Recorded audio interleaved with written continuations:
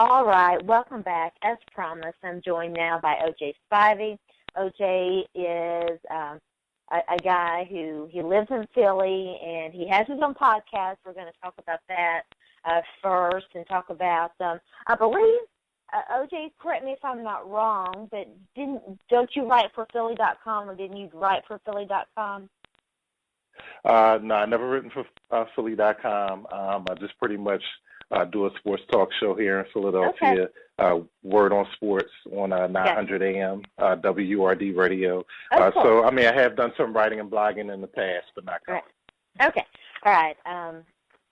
For some reason I thought that, but I get confused easily, so apologies for that. No problem. Thanks for having me. No, I'm so glad to have you on. So tell everybody out there a little bit about you and about your podcast. Okay, yes. Our show, Word on Sports, it airs every Saturday at 12 noon Eastern Time here in Philadelphia. And you can also hear the streams online as well at 900amwrd.com. I have my co-host as well, Neil T. He's worked with ESPN, currently works for Nesson up in New England Sports Network. Yeah. So we get together every Saturday, and we talk a lot about Philly sports, a lot of national sports as well. So we have a lot of fun every Saturday. Well, Philly sports is always fun. There's always something popping there. And we're going to talk about the 76ers, but boy, what a mess. But I want to start with some, and by the way, thank you so much for joining me. I really do appreciate it. I want to start with some Eagles talk. I'm a big football girl, and I follow the NBA, although usually I don't get all that. It's such a long season, so many games. I don't usually get all that involved until football's over. Of course, that's when the push for the playoffs is usually starting, and I'm a big Spurs fan, so you can feel free. And I'm not a bandwagon Spurs fan, by the way. I grew up in Texas. Sure. So, yeah. So, well, let's talk about the Eagles. Some interesting news this afternoon. I was actually going to ask you about their D.C. situation, and now I'm really interested in it because it sounds like they are interviewing a guy that I like a lot, I'm familiar with, Jim Schwartz, who used to be the defensive coordinator here in Tennessee for the Titans. Let's go ahead and start. I want to ask you about Chip Kelly. In your opinion, what led to Chip Kelly's downfall in Philly? Well, first of all, I do think Chip Kelly is a good head coach, and I think he can be successful with out there in San Francisco now. But basically what happened in Philadelphia, I think pretty much the players pretty much quit on Chip Kelly, whether it was on the field, not so much on the field, but definitely off the field. There was a lot of rumblings about Chip Kelly's coaching methods, his interaction with players, his relationship with players or lack thereof. And not only that, Chip Kelly's relationship with the Philadelphia Eagles, the front office, the everyday staff. I actually did work for the Eagles for one season during their game days. So they do like to have a family atmosphere with the Philadelphia Eagles. And Chip Kelly really doesn't fit that mold, even though they gave him a lot of all the control as far as player personnel. He really doesn't fit that mold of that family atmosphere. And I think just primarily when you lose the players, you pretty much lose everything else. And his relationships with everyone else in the organization didn't help. And I think owner Jeffrey Lurie just said, enough is enough.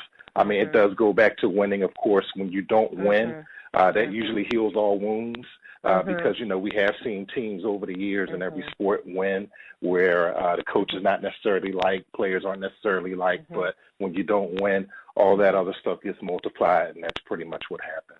You can be an assoll as long as you win. That's just the bottom line. Exactly. You can't and I'm sure that's why the Patriots put up with Bill Belichick. That's right. Because he's an awesome coach. You know, even his former players, Belichick's former players, they really don't say anything bad about him other than saying that he's very demanding, very tough. But, you know, when you win, you know, you can be the biggest a-hole in the world. So.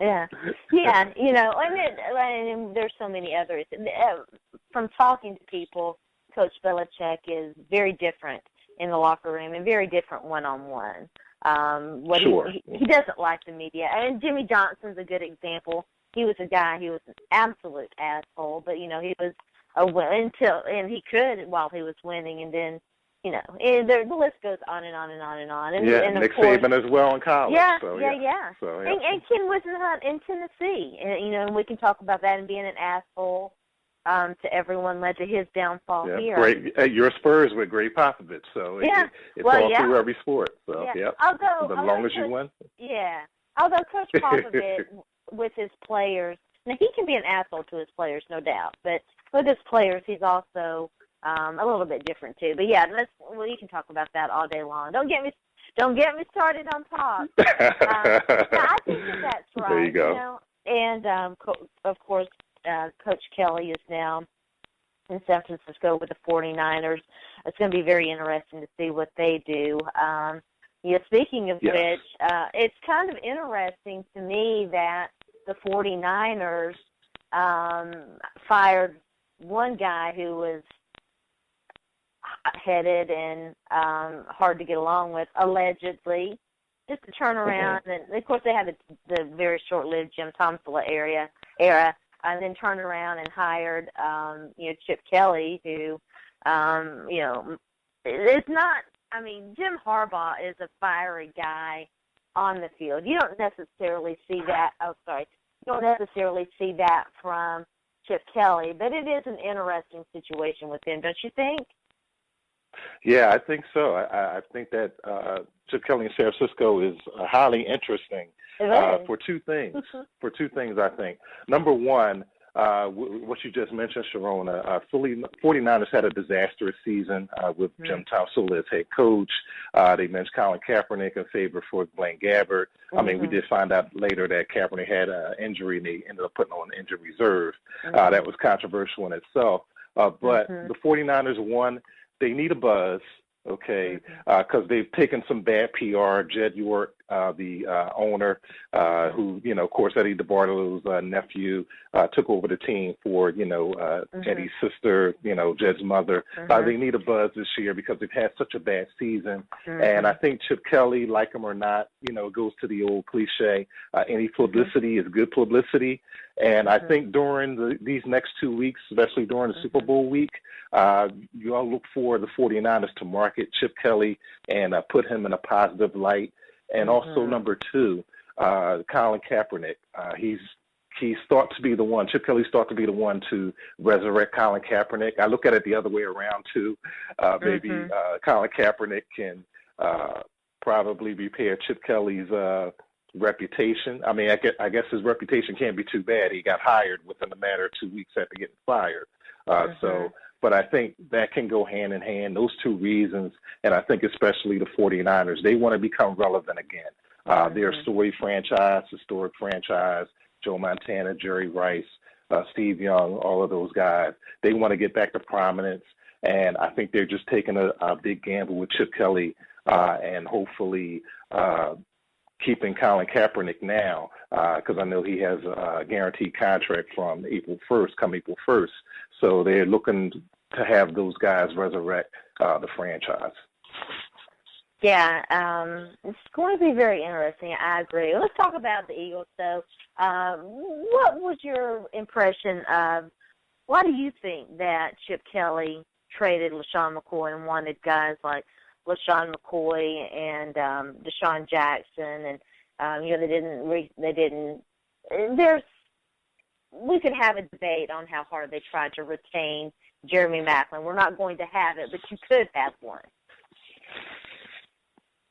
Well, it's a number of things, Sharona. You can point to it. It can come right down to money. Both LaShawn McCoy, he was up for a contract extension after the 2015 season. There was some talk of whether the Eagles were going to re-up him. He did have some guaranteed money coming. Also, too, it goes back to the relationships. Chip Kelly was not not that type of coach who related well to LaShawn McCoy. You can also put in, some arrogance there with Chip Kelly, with his college mentality, being as successful as he was with Oregon, dealing with 90 players, knowing that, He could plug in LaMichael James. Speaking of one of the running backs that he had before, LeGarrette Blount, he can plug in anyone to his system. And we all know with the NFL, that's not necessarily true. I mean, if you're going to plug another person into your system, you better darn well draft well or get the right player in here via free agency to keep your system going. I mean, people thought that with Chip Kelly having 2 10-6 seasons back-to-back, that he would build on that, not subtract from it.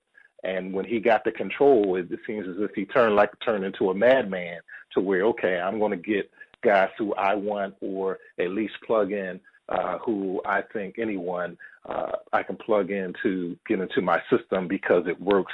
It's proven that it works, even though it didn't result in any playoff wins, not reaching a Super Bowl or anything of that nature. He really felt that he could plug anyone to his system. And, that's not just the running back position. That's just about every other position. Yeah.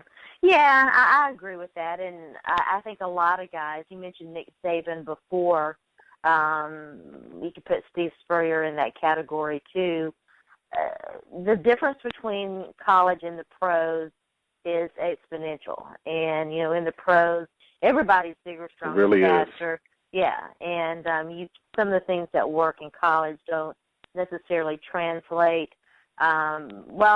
Regardless, they've made that decision. DeMarco Murray, is he going to remain an Eagle or not? Well, the Eagles are stuck with DeMarco Murray. I do believe that they're going to keep him. That's one of the reasons why they hired Doug Peterson. He's a guy who likes to run the football.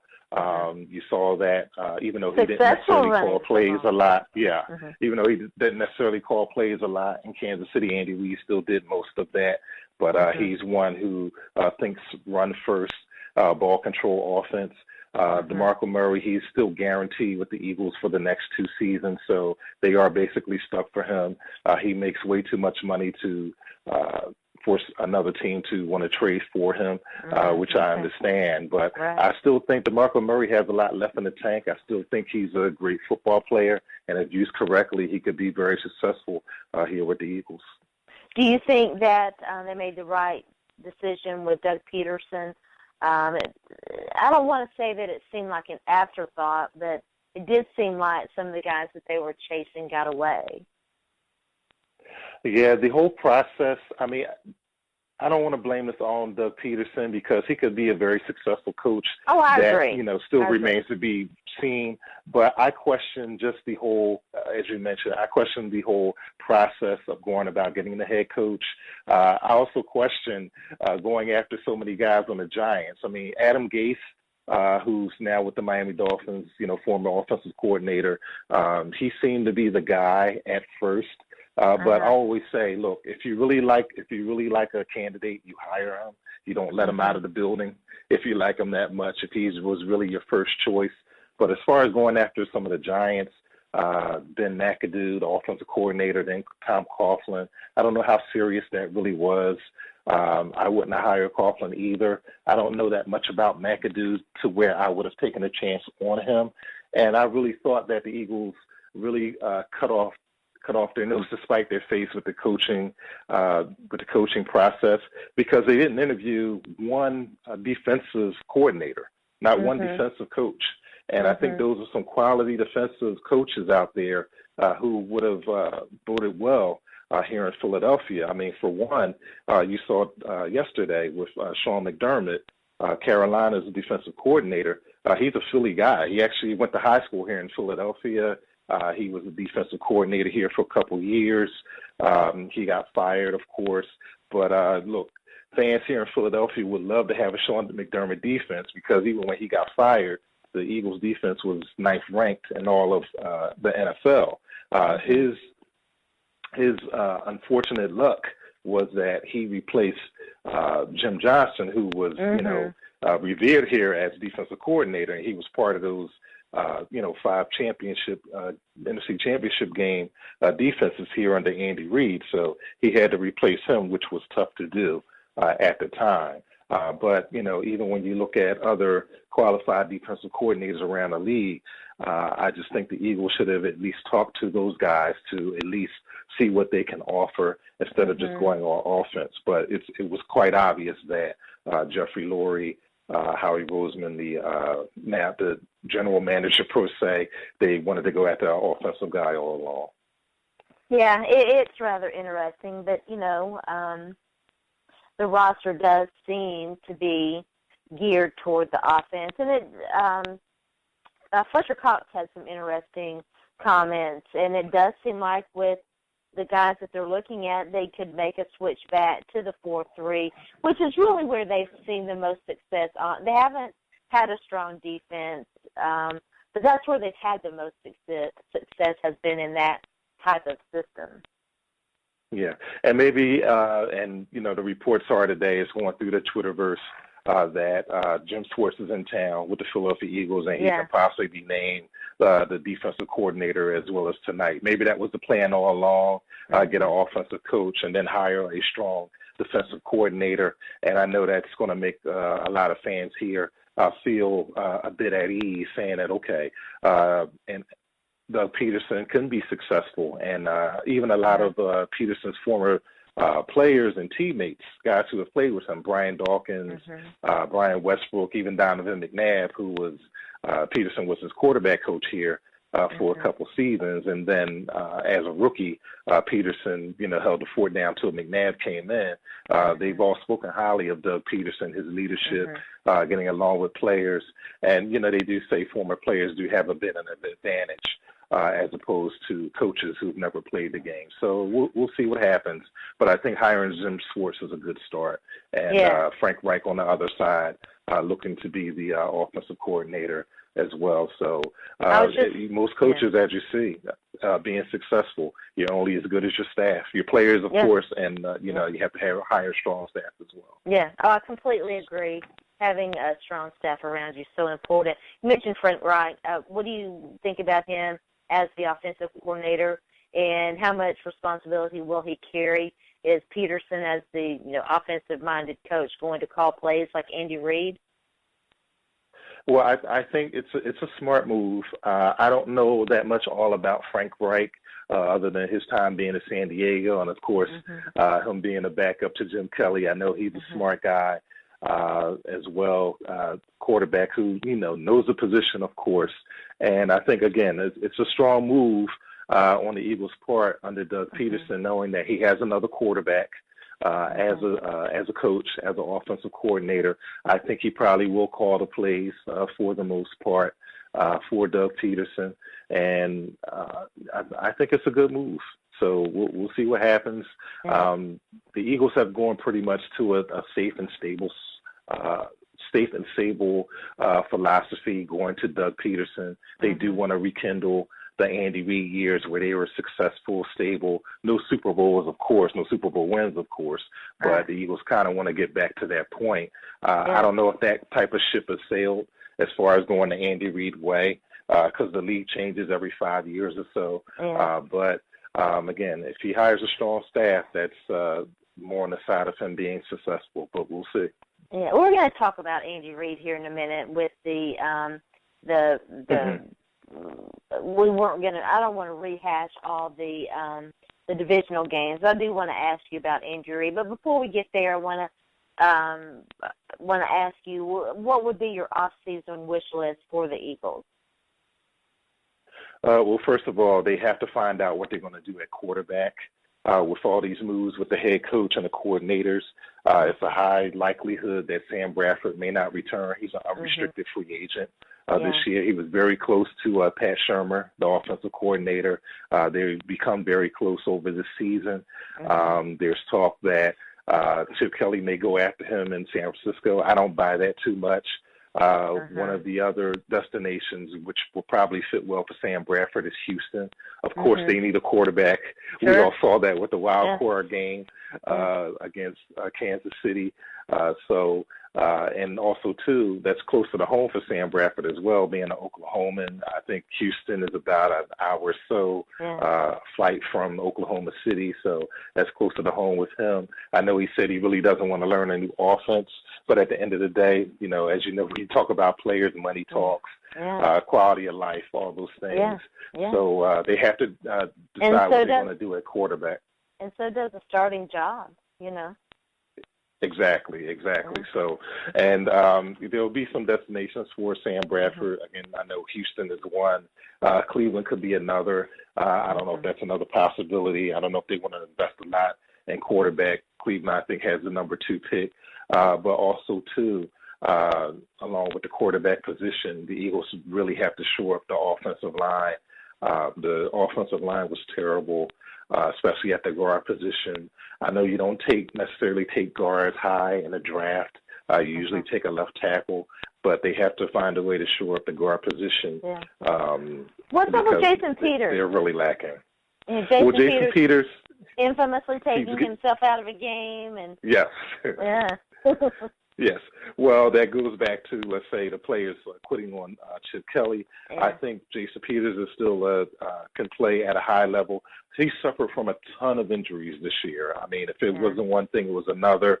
I mean, everybody harps on him coming out of that one game. There are many other games where he probably played where he shouldn't have played.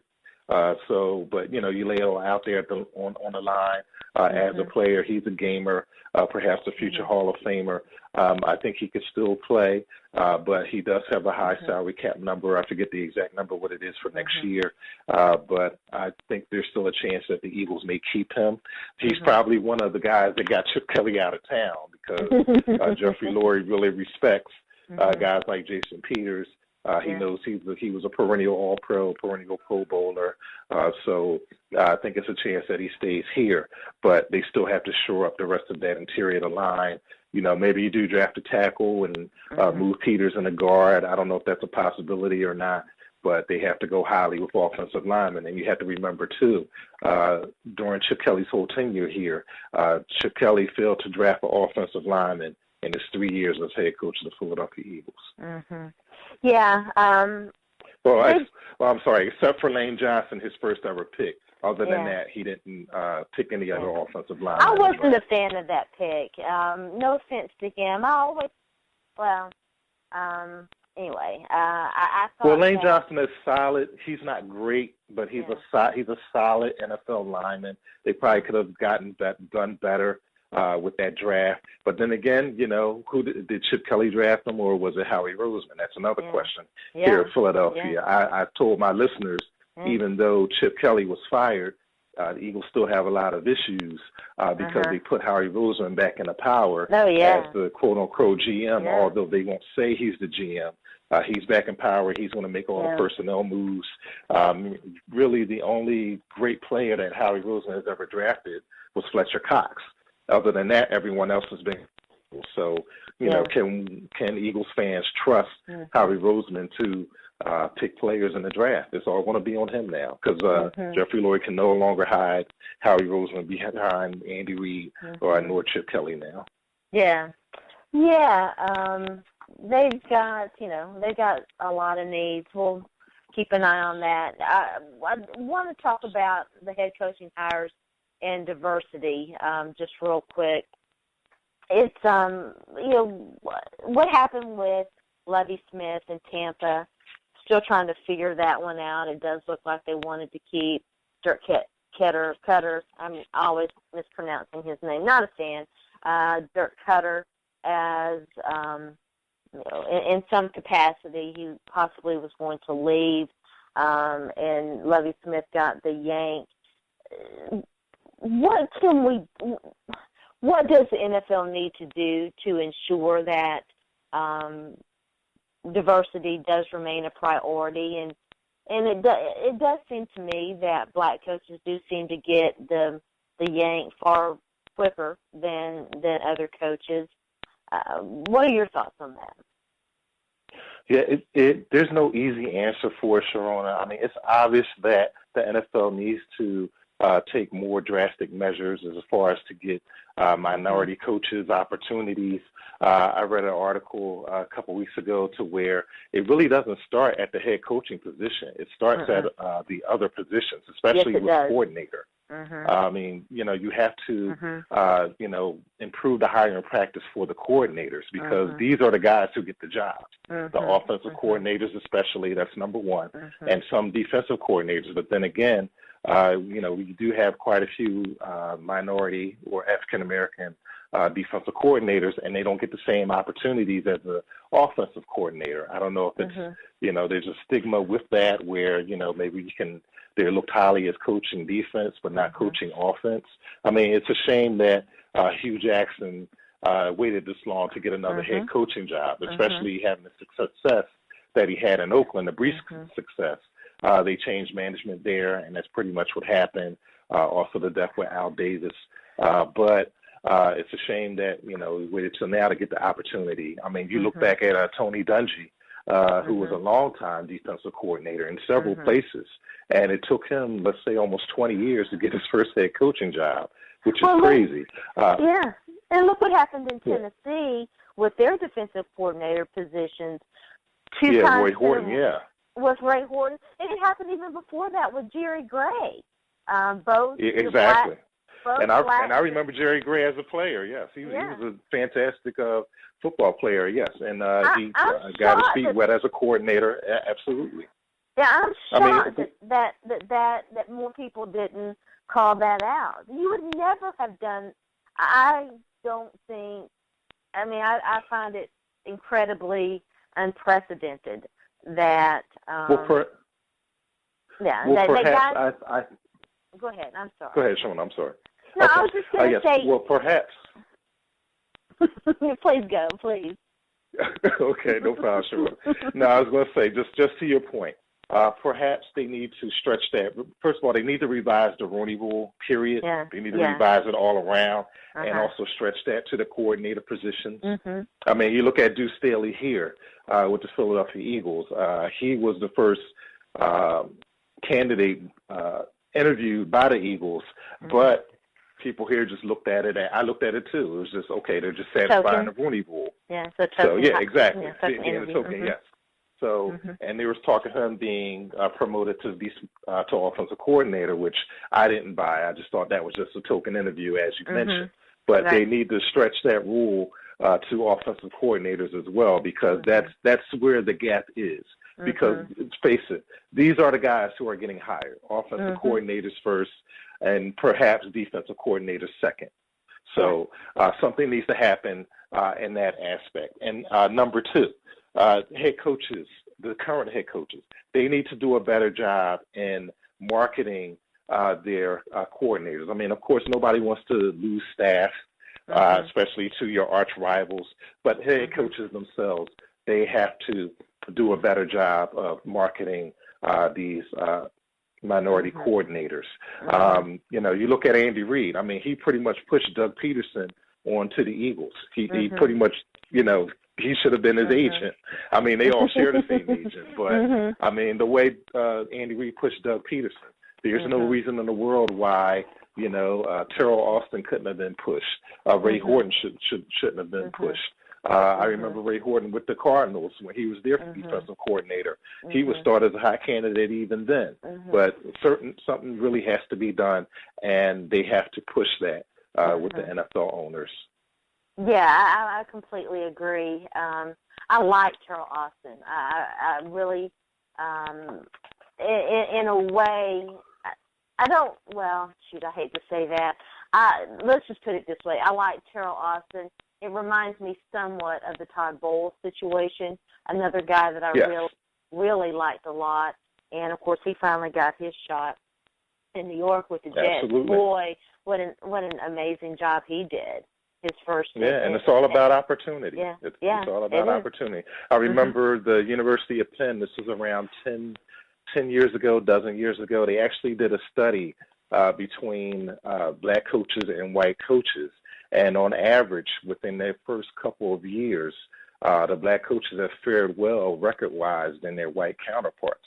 I think black coaches ended up averaging 9-7, 10-6, while white rookie head coaches were mostly under 500. So the studies show that if given an opportunity, some African American coaches can succeed in this league.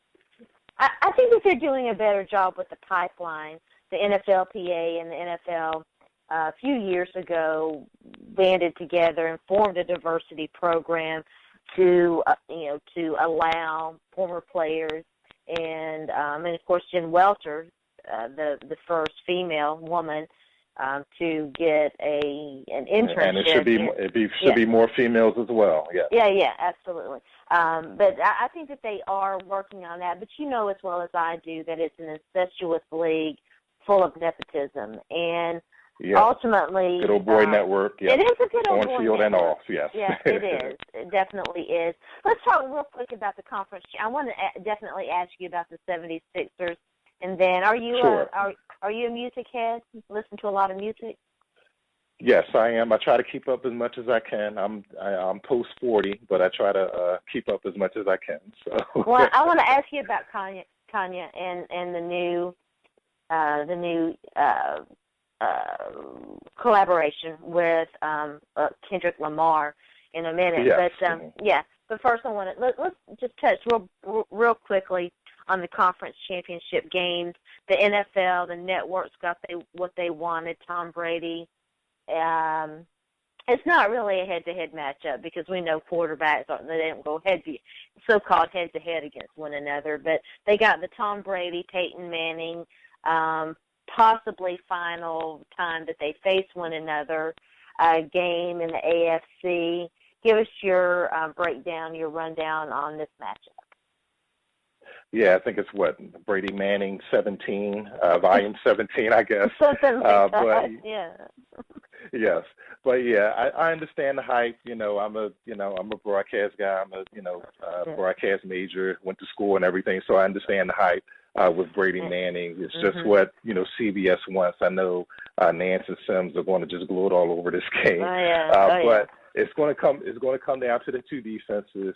I mean, of course, Peyton Manning has to play well. Rely on his running game, which was successful in their first meeting this year where Denver ended up winning in overtime. But Belichick, Brady, the Patriots are going to be ready. It's going to be on the road. Tom Brady has yet to beat Peyton Manning in the playoffs on the road. He's 0-2, once in Indy, once in Denver. But, you got to have to look at it again. The Patriots still have a lot to prove, even though they're the defending Super Bowl champions, with the whole Deflategate and everything.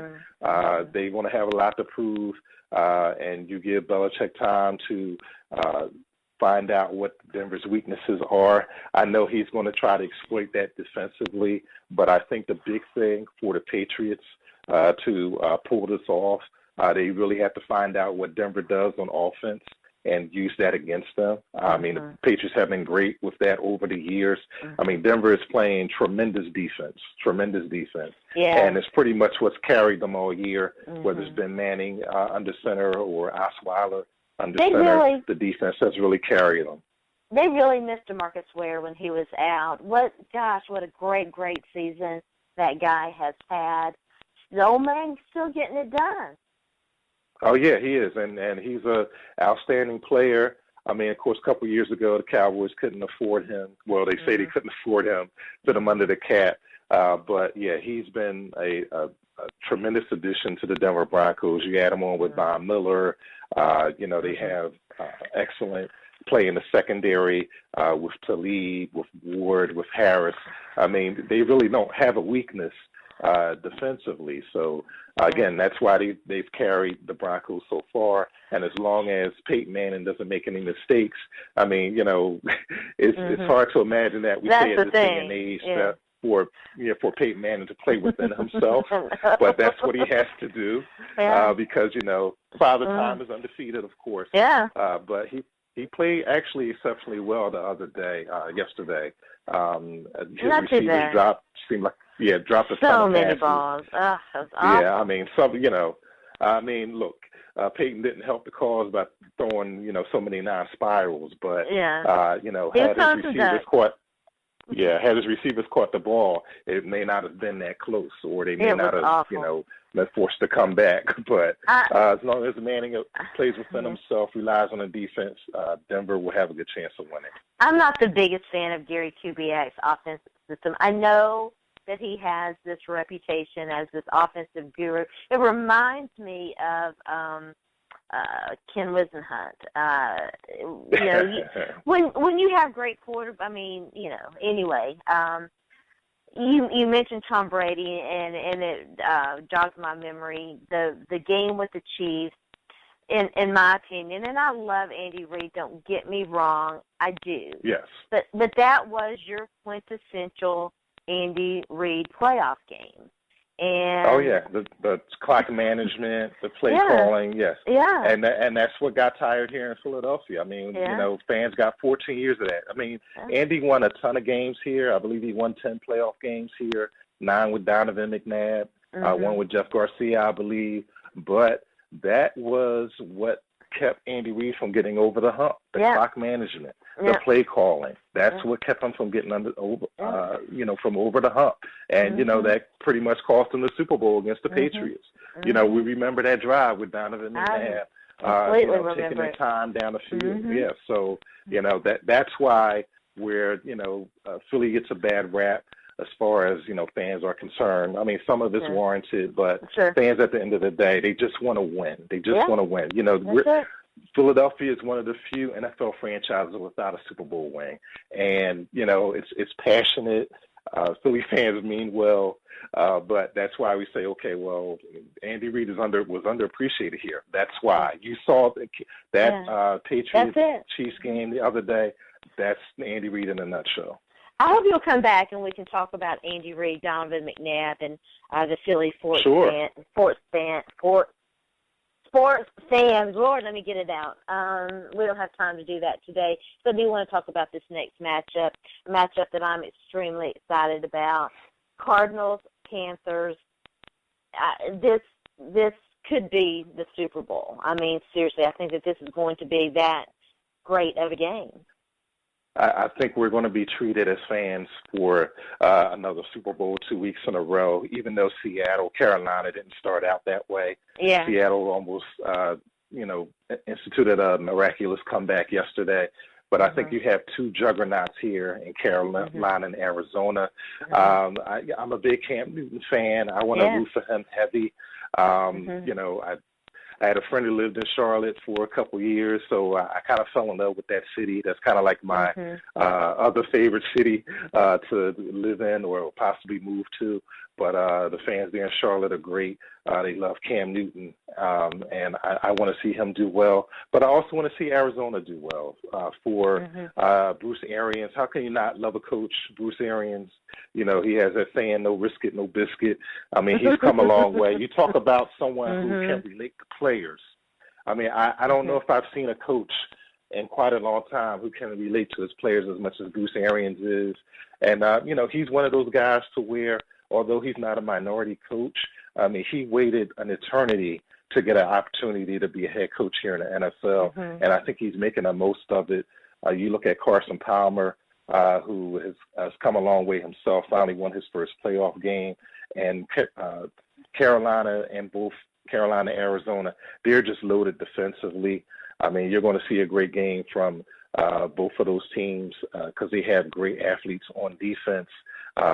Arizona has a track meet as far as their receiving core. I'm wondering where they found all these guys at wide receiver. I mean, anytime Larry Fitzgerald is your slowest receiver, and I say that tongue in cheek, of course. I mean, what do they have offensively as far as the wide receiver position? Those guys are pretty fast. It's going to be interesting to see them against, a Josh Norman. It's going to be interesting to see Cam Newton break through that tough Arizona defense. I think you have two great coaches, too. You mentioned, Riverboat Ron Rivera as well. I'm going to root heavy for him. Used to be an assistant here. So, used to be an assistant here with the Eagles under Andy Reid and, of course, played for Mike Ditka in Chicago. So, I mean, it's a great matchup. I can't wait to see that. Yeah. Two of my favorite head coaches in the National Football League, squaring off this weekend. I might be there. I'm going to know. Let's see. We're recording this show on Monday and playing it on Monday evening and playing it for Tuesday's show. I should know, hopefully by the time this show airs or shortly thereafter, if I'm going to be in Charlotte this weekend. I'm so excited about this game. I just can't even. Well, the Cardinals-Packers game was really exciting. I want to talk 76ers just real quick, and sure. then we'll wrap it up with the music talk. The 76ers are so bad. I mean, they are so bad. There's a lot of talk that they're tanking, but if they're tanking, they just seem to be tanking without a purpose. Help us make some sense of this. Well, for a long time, the past couple seasons, past 2.5 seasons, yes, they have been tanking pretty much on purpose. They really haven't made any bones about it with Sam Hinkie. But now that Jerry Colangelo has come in, he's chairman of basketball operations with the Philadelphia 76ers. I mean, he's already made a couple moves. He brought back Ish Smith, point guard. You've seen the Sixers lately. As of the last couple of weeks, they have improved. I mean, they're still, 4-38, I believe. But they have improved. 4, maybe 5 games, yeah. Yes, but they have improved a lot over the past 2 weeks. Although they're not winning games, they're all of a sudden now competitive, which is, I think, what fans want to see at the end of the day. I mean, look, I haven't seen the Sixers game in person yet, and especially as a fan, I mean, I refuse to take my hard-earned money or even to just take the family there because it wasn't good basketball. It wasn't good basketball at all. And if you look at some of the games earlier in the season, had they had a decent guard at the time, they probably would have won. They probably would double their win total. But Jerry Colangelo was in. He's trying to fix this thing. He said it's not going to be overnight. I mean, they're going to still somewhat tank for the most part, but it looks like they have a different plan and a different approach. I mean, there's no guarantee. Of course, there's no guarantees in the NBA that you'll get the number 1 pick. I mean, you can get it anywhere from number 1 to number 4. But there's also a lot of luck involved in the NBA as well. I mean, you look back at with your Spurs, back when Tim Duncan was drafted almost 20 years ago, the Sixers was one ping pong ball from getting Tim Duncan. I mean, you saw that year. I think they ended up drafting Keith Van Horn or whoever that was. Could you imagine Tim Duncan alongside of Allen Iverson? What would that have been? So, but the Spurs were lucky to Tim Duncan. Able to. Tim Duncan would have sunned him so hard it would have been amazing. There you go. I mean, it could have changed Allen Iverson's career. I mean, they could have won at least a couple rings together. I mean, Tim Duncan has that pedigree where, he would win anywhere. He would demand winning anywhere. Him. But he's my all-time favorite. I love Tim Duncan. I'm a huge. But you're right. It could have changed Allen Iverson's career trajectory. And that, that says more than anything. And we talk about this a lot in football. Going to the right team, to the right system, can make all the difference in a player's game. In their career. It certainly can. And then the Sixers, they do have a lot of promise with Jahlil Okafor, even though I don't understand why they don't play him late in games. I think he can be a superstar. Are they going to trade him? There are people talking about maybe trading him. Well, there was talk where he didn't want to be here at first. I think he does like it here now. That's probably why he's gotten in trouble a couple of times in the clubs and, trying to drive 100 miles an hour on the Ben Franklin Bridge going to New Jersey. But, that's one of the reasons why they brought Jerry Colangelo in here. Of course, Colangelo was well connected, used to be the owner of the Phoenix Suns, still president of USA Basketball. I mean, he can put a good face on his franchise to maybe convince Jahlil Okafor to want to stay here, not force of trade. I think they like both players, but I think in the long run with both Okafor and Nerlens Noel, I don't think they gel as players on the court. One may have to go. Although I like Noel as well, I think that the Sixers, it would be to their advantage to try to keep Okafor here, put him with a good point guard or a good shooting guard that can get him the ball and they can work off each other. I think that'll be best in the long run. I don't think the fans will put up with Jahlil Okafor being traded, but, you know, it all depends what they do in the draft. I mean, this coming draft, they have to hit. They could have 4 potential draft picks. You know, Ben Simmons looks like he's the guy, you know, out of LSU who may be the number 1 pick. Do you trust them to draft well, considering their when we talked about, you know, they had to bring a point guard in because they made a terrible decision at that position in the draft. Sure. And you know, Joel Embiid, is he ever going to play? They drafted him with their first pick, right, 2 years ago? Well, Joel Embiid, from all what I've seen, all what I've read, he's improving. Apparently, he's healing. He's shooting around with the team at times, although we saw that last year, and he re-injured his foot. Of course, you never know with foot injuries. I mean, we know with Greg Oden. I mean, if you want to go back in the day with Bill Walton, when you have a big man with a foot injury, that's usually bad news. I mean, I personally going on record as saying that I don't think Embiid will ever play a game for the Sixers, but I'm hopeful that he will at least see him on the court. But I'm not too optimistic. I mean, seeing is believing. I'm not going to believe it until I see that number 21 in red, white, and blue on the court. So that's still a major question mark here. Yeah, he's got not just a foot injury, though. He's got a back problem, too, right? Yes. And for a big But guy, the main thing the main thing that's kept him off the court, though, has been his foot. Yeah. So back injuries, you can tweak a little bit, you can play a little bit with, but the foot is really what set him back. Yeah. All right, let's talk some music. I want to get your opinion. I listened to, I didn't make it all the way through Kanye's last single that he dropped, about 2 or 3 weeks ago. It was awful. I thought Jesus was awful.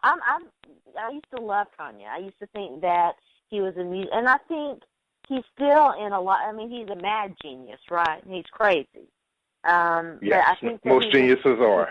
Yeah, they are. I'm okay with that. Listen, as someone with quite a bit of crazy in her herself, I'm okay with that. But I thought Jesus was subpar, in my opinion, not up to his previous work. The single, and I don't remember what the name was, that dropped a few weeks ago, was awful. His voice sounded awful. I haven't listened to this new one. What are we to make of it? Do you like it? Is he washed or not? Well, I do like the new single that he dropped with Kendrick Lamar. At this point, I'm more of a Kendrick Lamar fan than a Kanye fan. I love Kendrick Lamar. Love him. Yes, I happened to see him in concert 2 summers ago because they had the big Made in America concert here in Philadelphia, which is always good. If you're ever in town during the summer, that's a must to attend. But I'm with you. I kind of like Kanye more when he first released his first couple albums. I thought his first couple albums were classic. But at this point, he seems to be more all over the place now, to me. Those Kardashians, they ruin everybody. Poor Greg Oden. Yeah, there you go. I mean, Lamar I don't know what it is. Lamar Odom is who I'm, I mean, what's up? Must be the water out there in California. But yeah, he's pretty much all over the place now. I mean, he can put out good music here and there. The single that he has now with Kendrick Lamar, I think that's a winner. I think it's going to be a hit. But as far as Kanye is concerned, I mean, he just has to find his purpose and stay with it. Maybe he's trying too much to reinvent himself all the time instead of just saying what works with him, for him, I would say. But, yeah, I mean, he's just all over the place now. I think sometimes you could just go back to basics. And he could be a genius himself if he just focused on his talent. Kendrick Lamar, is he that dude now? I mean, he's the dude now, isn't he? Is there anybody? Oh yeah, he certainly is. Right now? It's hard to say now because it's so many that are out there. But I like Kendrick Lamar because he has a purpose. He's talented.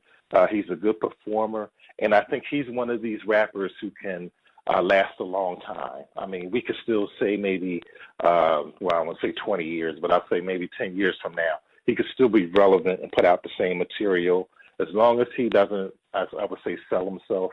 sell his soul to the masses, and he stays true to himself, I think he could be, on top for a long time. Yeah. I love him. I think he's great. OJ, thanks so much for joining me. I've kept you far too long. Tell everybody out there where they can find you on social media and catch your great podcast. Thank you, Sharona. It's been a pleasure. Anytime. You can catch me on Twitter at OJ Philly, all one word, of course. And also you can catch my show on Twitter, The Word on Sports. That's Word with a U, not a O. And again, if you're in town, check out my show on Saturdays, or you can hear the live stream worldwide at 900amwrd.com. All right. Well, I do appreciate it, and we'll be tweeting. Good Lord, I can't talk today. We'll be tweeting out all of this information. Yes. Thanks again for joining me. Have a great night. Anytime, Sharona. You do the same. Thank you. All right. Bye-bye. Bye.